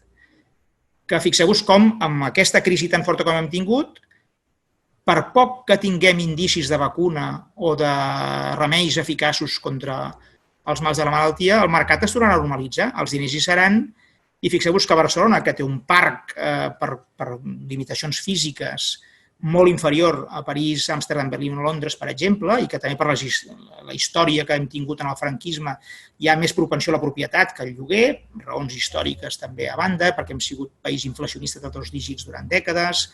Doncs jo penso que en època de polítiques monetàries expansives, doncs si l'actiu és d'oferta limitada, com pot ser l'or, com pot ser un habitatge en una ciutat com Barcelona, per mi és la millor inversió que podem fer en els temps en què vivim, on els bancs centrals són els kingmakers, que per molts anys així sigui, i on esperem que d'Europa ens arribi una millora de política fiscal que permeti convergir i créixer sense problemes en el futur. Moltes gràcies, potser m'he allargat una mica del meu temps, però ara, si voleu, podem allargar tant com vulgueu les preguntes. Moltíssimes gràcies, Ramon, per la teva explicació i l'última pinzellada del sector immobiliari. Ara, si voleu, podem passar a fer preguntes.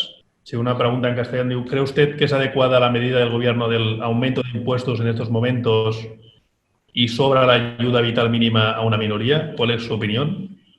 Para mí, el aumento de impuestos es un desastre. Fíjese, en Alemania el sueldo medio es 53.000 euros. En España el sueldo medio es de 23.000 euros. En Alemania van a bajar del 19 al 16% el IVA. Aquí se va a eliminar el IVA reducido en muchos sectores y puede que tengamos del 21 al 23% un aumento del IVA. Y además también puede aumentar el IRPF y en otras comunidades pueden aumentar sucesiones, donaciones, patrimonio. O sea que no es aconsejable. El manual de Keynes es muy claro. En las recesiones económicas hay que aumentar el gasto y reducir los impuestos. No hace falta ser economista ni tan siquiera. Y por lo tanto es mala noticia que podemos tener un escenario como en 2010.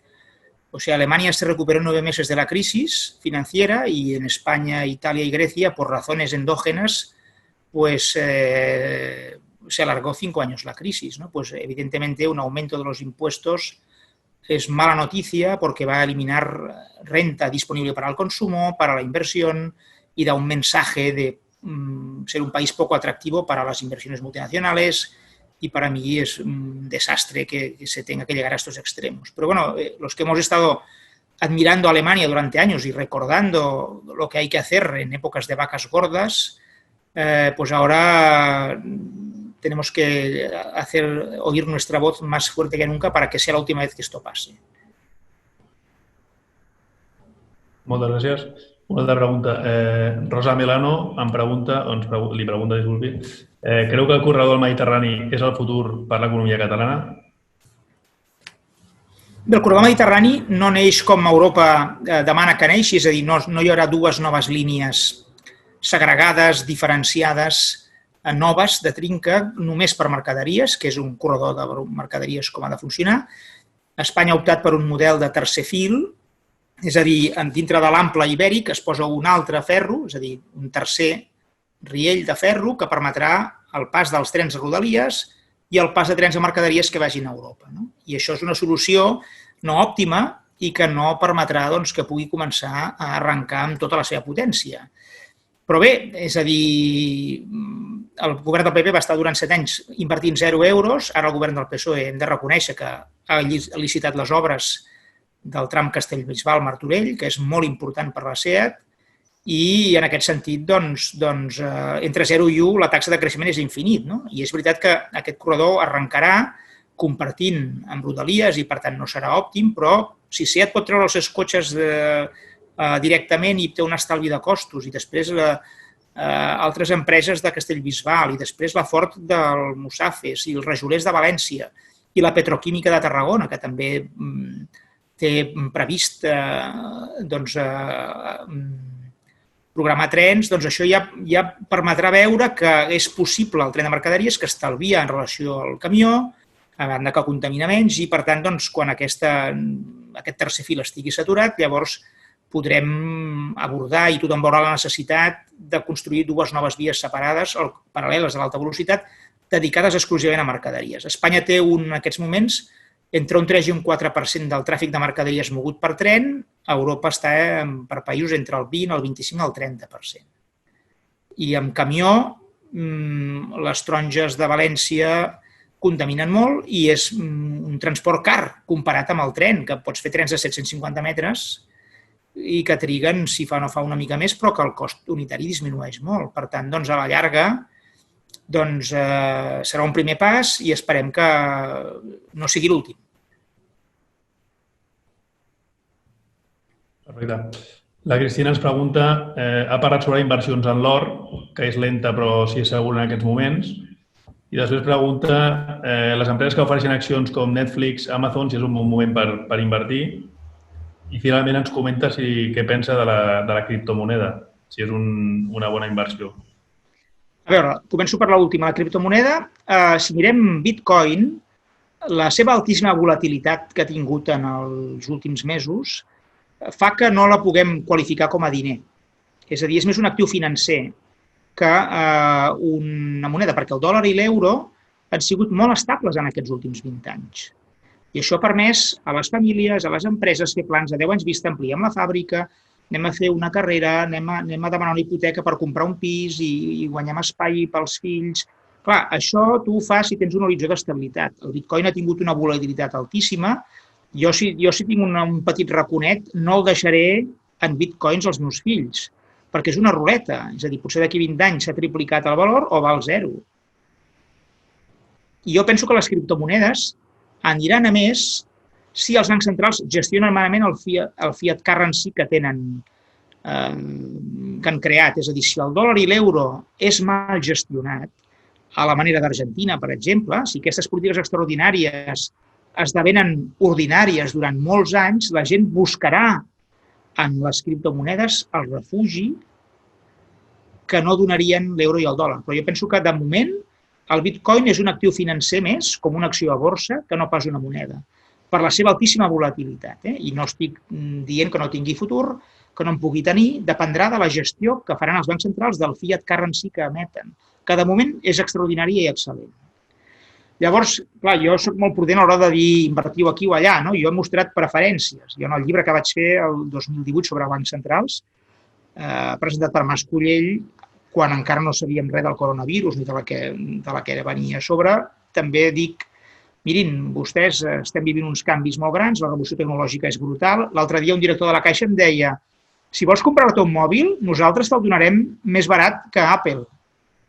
Però és que pot passar que Google et doni un crèdit millor que nosaltres d'aquí un parell d'anys. És a dir, estem vivint una revolució tecnològica, digital, bancària tan gran que canviaran moltes coses. No? I llavors sí que aquesta expressió d'actius d'oferta limitada, doncs bé, l'hora històricament ha sigut valor refugi i la dada que els bancs centrals estan comprant cada mes grans quantitats d'or, des de la Xina fins bancs centrals de l'euro. A Alemanya, per exemple, estan repatriant tot l'or que tenen als Estats Units i el Bundesbank està ampliant el sòtan per dipositar-lo físicament. Jo començo el llibre dels bancs centrals amb aquesta anècdota. Vam visitar el març del 19 al Bundesbank i ens van portar a l'hora dels postres al sòtan i estan ampliant i fortificant perquè estan repatriant l'or.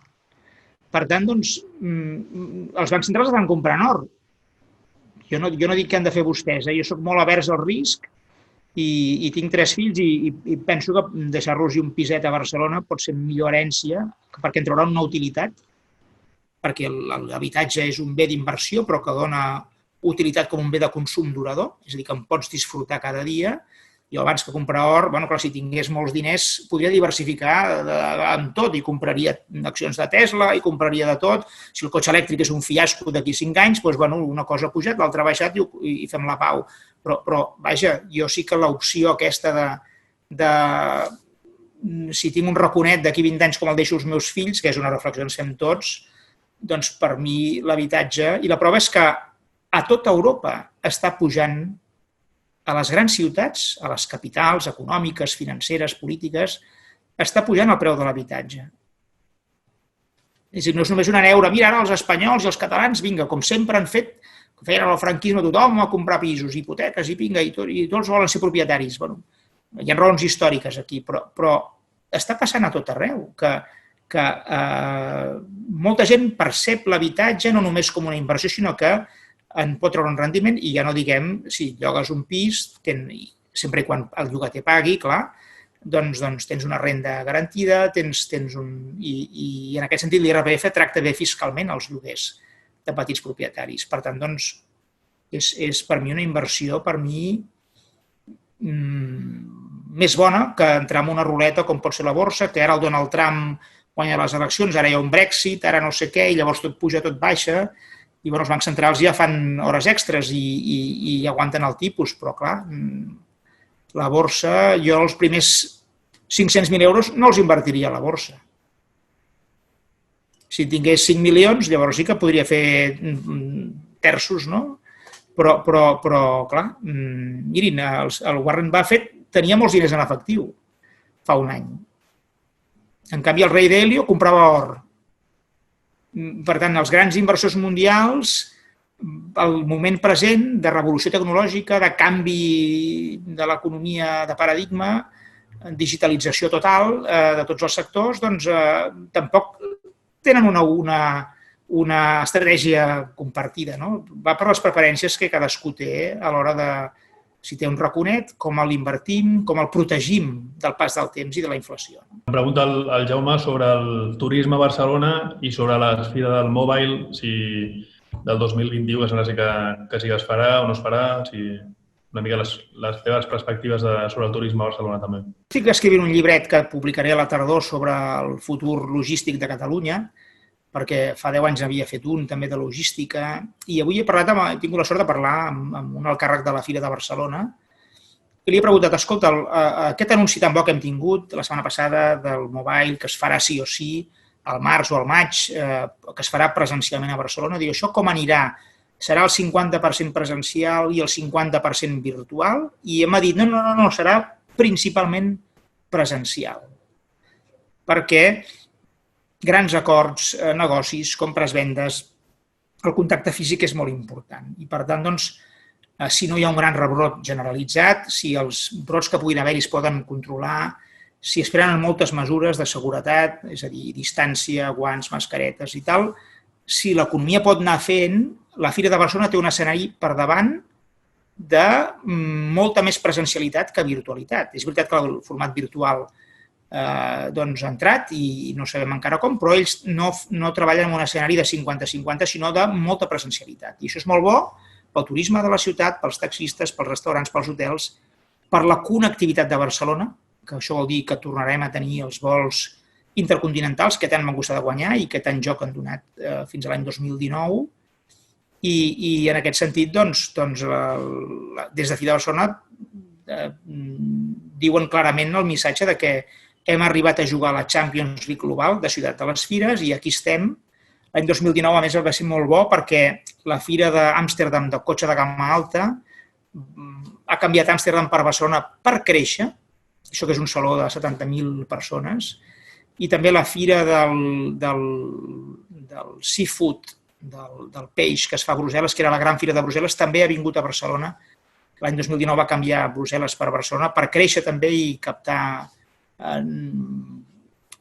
d'altres continents, persones que vinguin a la Fira. Per tant, doncs, la Fira de Barcelona està molt ben posicionada i des de Fira de Barcelona treballem en un escenari de per poc que puguem normalitzar la situació, tornar a arrencar els salons i la potència que això li dona. No? Per tant, doncs, creuem els dits i que aquesta arrencada es pugui produir perquè serà molt beneficiosa per Barcelona.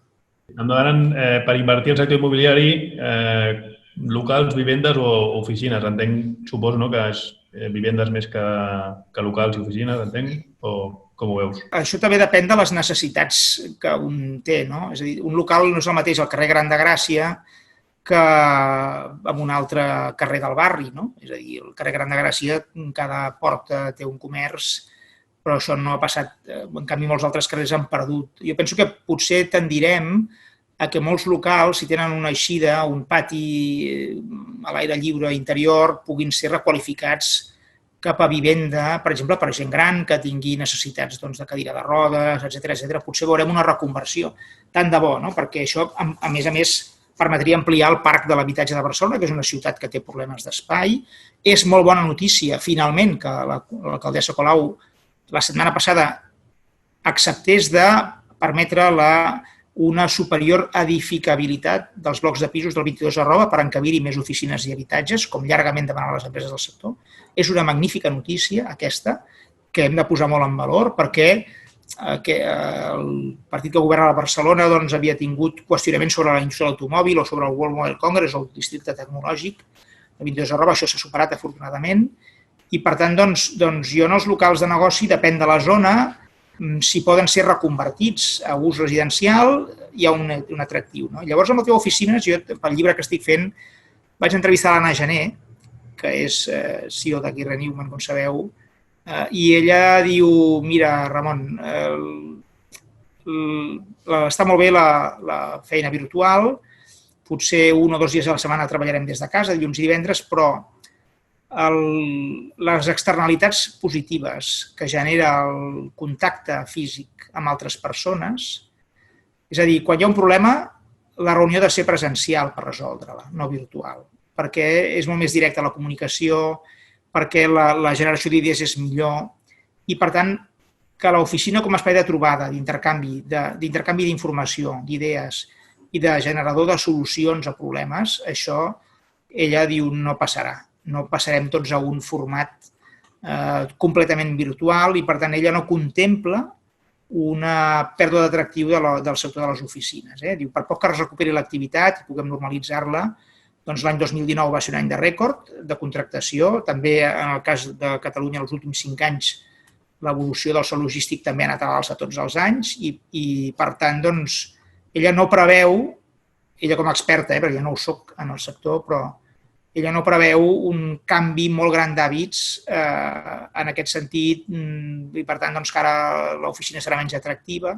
Per tant, ella no contempla que hi hagi una revolució, per entendre's, en aquest sector, en aquest sentit. I seguint amb temes immobiliaris una mica, si creus que el preu de la vivenda baixarà molt i si és així, quan creus que ho farà? Això una mica, si tens alguna previsió en aquest sentit.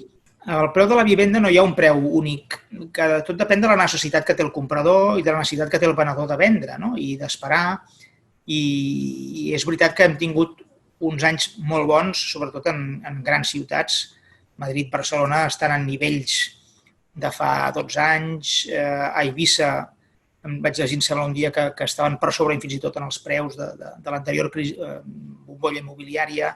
Però bé, és veritat que hi ha un atractiu en el mercat de la vivenda i que respon a una oferta i demanda, no? Un atractiu que hi ha. Jo he conegut molts europeus que ells o amics seus han comprat immobles a Barcelona com a inversió.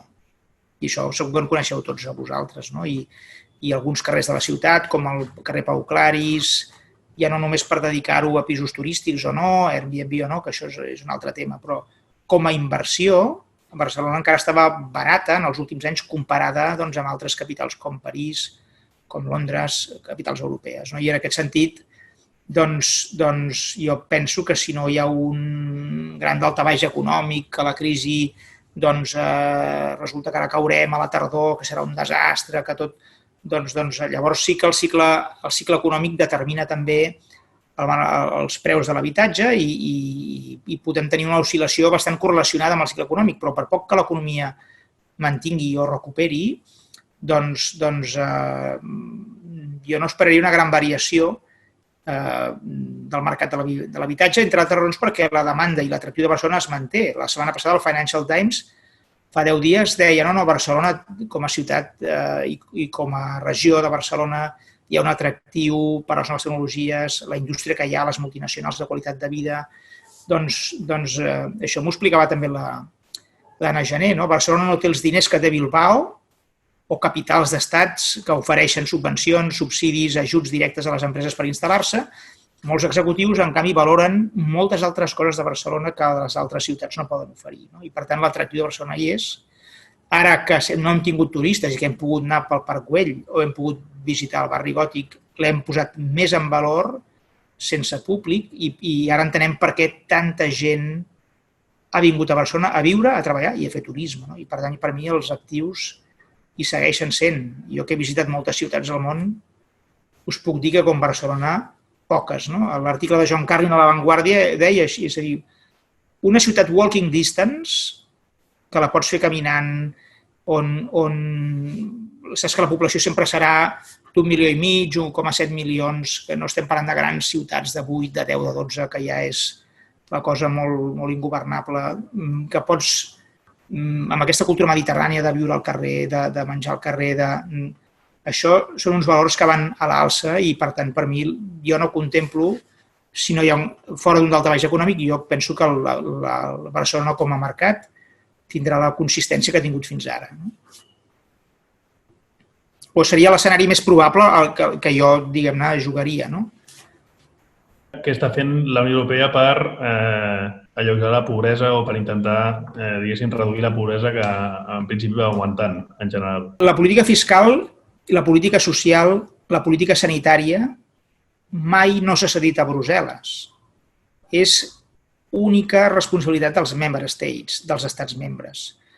També la política de control de fronteres és responsabilitat dels estats membres. Mai Brussel·les ha tingut competències en immigració o en control de fronteres. Els estats mai no han volgut cedir aquestes competències. Per tant, jo quan veia aquelles manifestacions amb la crisi dels refugiats, que vergüenza de Unió Europea que no hace nada, dic, perdoni, és que no he tingut mai cap competència. Llavors és com si jo vaig a un camp de tarongers i dic, vaig a buscar pomes. I vosaltres em dieu, però estàs entrant en un camp de tarongers, aquí només hi ha taronges.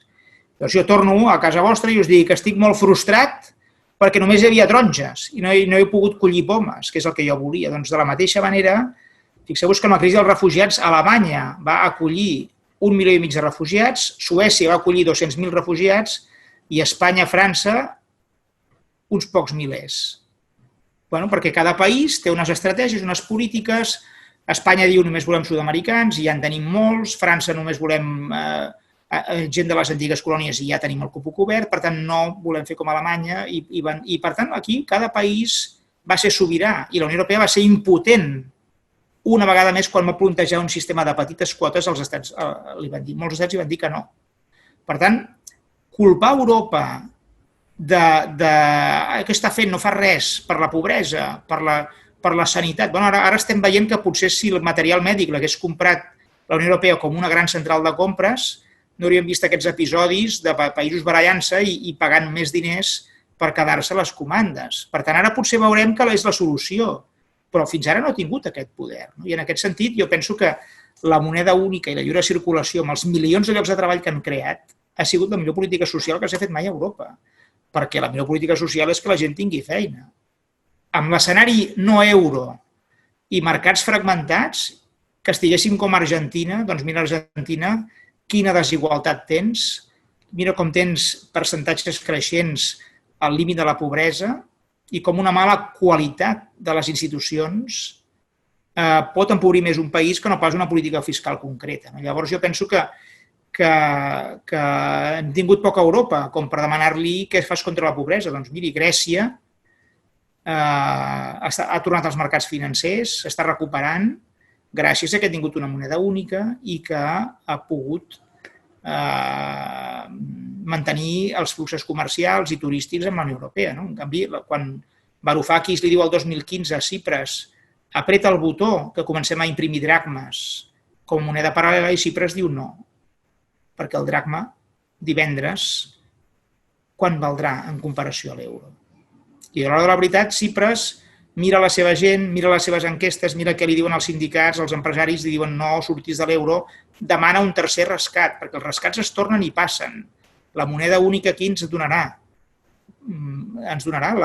I ara Grècia està en condicions de poder fer front a una crisi sanitària millor que altres països. I ha tornat als mercats financers i s'ha recuperat. No del tot, encara segueix a la cua, però Grècia va triar sobiranament no desvincular-se de la moneda única, quan podien fer-ho i tenien mandat democràtic per fer-ho. Però a l'hora de la veritat, a fora de l'euro fa molt fred. Quan estàs en el límit, jo en aquest sentit, quan Rajoy va amenaçar de sortir de l'euro, vaig patir molt, però ara, en canvi, jo em llevo als matins i dic avui soc més europeista que ahir i menys que demà, perquè veig els beneficis de tenir aquesta moneda única. I, per exemple, ara quan Holanda o Alemanya diuen ara és una oportunitat perquè busqueu a dins del vostre país com fer més eficaç l'economia que ja teniu. I no esperar que el diner de fora vingui salvador per fer business as usual. Doncs aprofitem aquesta oportunitat. I tinguem una actitud més nòrdica, més calvinista de ser responsables individualment i no culpar els altres ni esperar de fora les solucions als teus problemes. Abans ha respost o no, o ha quedat clar el tema de la seva opinió sobre la renta mínima vital. Aquest és un tema que s'ha fet un experiment a Finlàndia que ha donat uns resultats que no són molt definitius. Potser sí que si l'economia es digitalitza i es robotitza i, per tant, doncs, més i més persones no troben feina i les màquines comencen a pagar impostos, com ja es diu, i els robots comencen a pagar impostos, perquè són els que substitueixen la mà d'obra. Potser sí que haurem d'entrar en esquemes de rendes mínimes. No? Jo, en aquest sentit, no he tingut una posició dogmàtica. Jo, per exemple, l'any 2009, quan vaig entrar al Parlament Europeu, era contrari a la taxa Tobin. I l'any 2013 era ponent del grup liberal per demanar una taxa Tobin en alguns tipus de productes financers d'altíssima especulació, entenent especulació com compra-venda en el mateix dia de grans quantitats. En alguns casos concrets, fins i tot els liberals europeus deien aquí sí que hi ha un comportament que mereix ser taxat per desincentivar conductes i compres tan massives que afecten els mercats financers. No? Doncs jo no he tingut una actitud dogmàtica amb la taxa Tobin, perquè el món evoluciona i jo també, i de la mateixa manera, si realment veiem que l'atur provocat pel canvi tecnològic és més i més i més gran, perquè és evident que alguna solució hem de donar a la gent. No? I de la mateixa manera que hi ha pensions per a la gent gran, quan ja s'han retirat, i que, diguem-ne, són unes pensions que ells han meritat quan treballaven, doncs potser també haurem d'entrar en algun esquema d'aquests. Ara bé, això qui ho paga, que deia Josep Pla, no? És a dir, imaginar que tindrem aquests esquemes a gran escala a curt termini o a mig termini, jo no ho veig viable, perquè la despesa pública és molt alta en molts sectors, en sanitat, en ensenyament, la factura és molt alta i per tant, d'on traiem els diners per pagar aquestes rendes bàsiques? No? I en aquest sentit, doncs, d'aquí 10 anys poden haver canviat molt les coses, però jo ara no veig a curt termini ni a mig termini cap país que posi en marxa aquesta fórmula, entre altres raons, perquè la crisi sanitària que hem viscut requerirà molta inversió en el canvi a la mobilitat. La mobilitat ha de passar a ser sostenible, i això val pels trens i pels camions, no només pels cotxes i les motos, i tindrem reptes de salut, tindrem reptes que s'hauran d'atendre amb diner públic. I, per tant, doncs, aquests esquemes de renda mínima vital podran arrencar, com ha passat a Espanya, però generalitzar-los més i més ho veig difícil. Fa estona que estava donant-li voltes. Vols dir que Europa promou l'europeisme?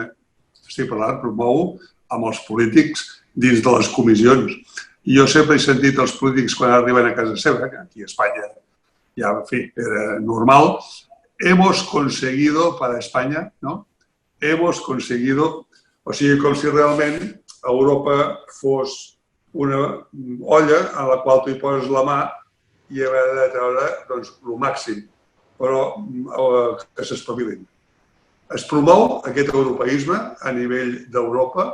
Jo he vist que els nòrdics tenen una visió de la Unió Europea molt diferent dels països del sud. Els països del sud tenen una mentalitat de caixer automàtic, és a dir, vaig a Brussel·les i vull 140.000 milions. I a Pedro Sánchez el jutjaran per si en treu 140 o 120 o 87. I no se'l jutjarà per si aquests diners van a generar inversions en renovables, accelerar el canvi climàtic, afavorir la reconversió de l'automòbil cap al cotxe elèctric. Només es mirarà la xifra i no la quantitat, no a on va. No? En canvi, a Europa, ells diuen que la Unió Europea és una unió de bones pràctiques. No volem que hi hagi un gran pressupost a repartir i cada any transferències com a Itàlia. Si Dinamarca té el millor mercat laboral del món, que tothom faci copy-paste del seu model laboral. Si Alemanya té la millor formació professional, si Finlàndia té la millor educació, si Holanda té el millor sistema portuari, fem lleis europees que difonguin aquest model a tota la Unió. I aquest és els nòrdics diuen, no, la Unió Europea, nosaltres, abans que més Europa, entesa com més diners, millor Europa.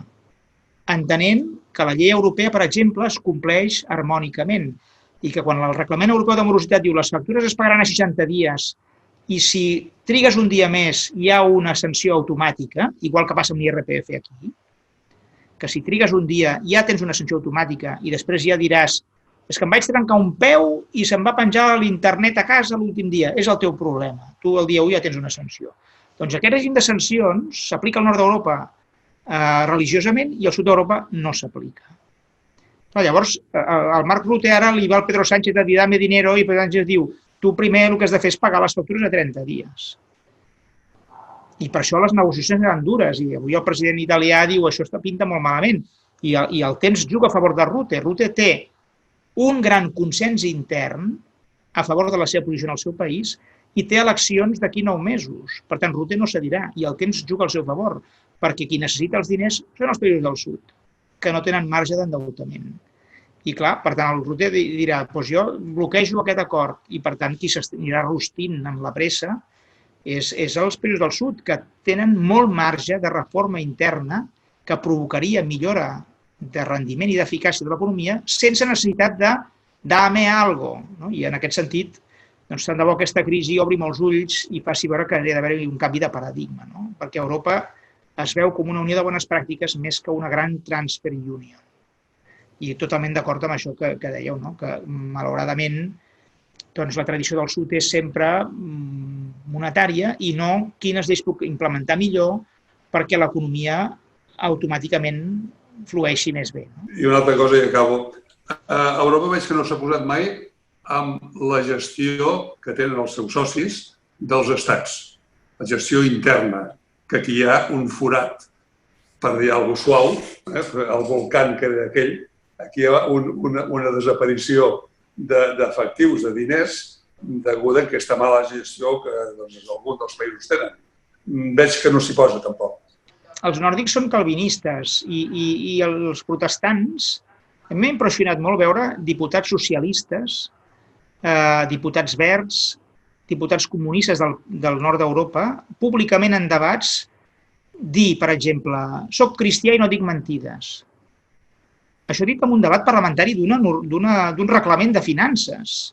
Com que soc cristià i no dic mentides, això i això. Clar, una cosa que aquí l'esquerra del sud d'Europa és menja capellans, més aviat, és anticlerical, i en canvi sobta molt veure aquests arguments. I això què vol dir? Doncs que al nord d'Europa el frau fiscal, els dèficits continuats són vistos d'una manera culturalment molt diferent del sud d'Europa. I llavors, clar, la Unió Europea no té prou força encara com per controlar, quan dona fons a les regions italianes del sud d'Itàlia, compta amb la bona fe que aquests diners aniran a fer abocadors i aniran a les inversions que s'han anunciat i que no desapareixeran a no sé on desapareixen. Jo recordo haver anat amb l'alcalde de Nàpols, Luigi De Magistri, que havia sigut eurodiputat del grup liberal precisament els primers anys, 2009-2012, vam visitar diverses inversions on els fons van desaparèixer i va crear comissions d'investigació.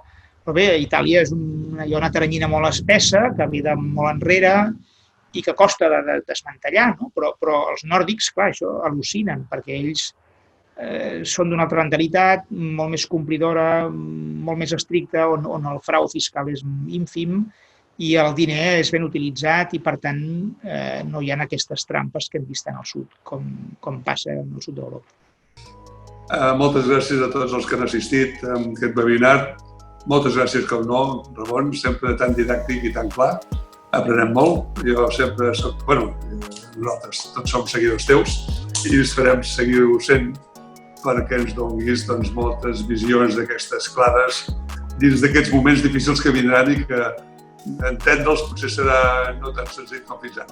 Moltes gràcies, Ramon. Demà et tornarem a veure el 324, el mes 24. Sí, és l'últim programa abans de vacances i, per tant, encara no sé de què parlarem perquè això es decideix sempre el dia abans, però és una gran sort que tinc de poder anar a televisió i parlar amb comoditat, aportar informació i ajudar que la gent pugui interpretar la realitat a partir d'informació que aquí no sempre arriba. Jo llegeixo molts diaris del nord d'Europa i m'agrada estar informat. Al canal 324, a partir de 2:15 aproximadament. Veig que pregunta la Cristina. Moltes gràcies. Moltíssimes gràcies a tothom i Ramon, moltíssimes gràcies pel teu temps també i molt amable per la teva aportació. Un plaer, moltes gràcies i sempre que vulgueu ja ho sabeu.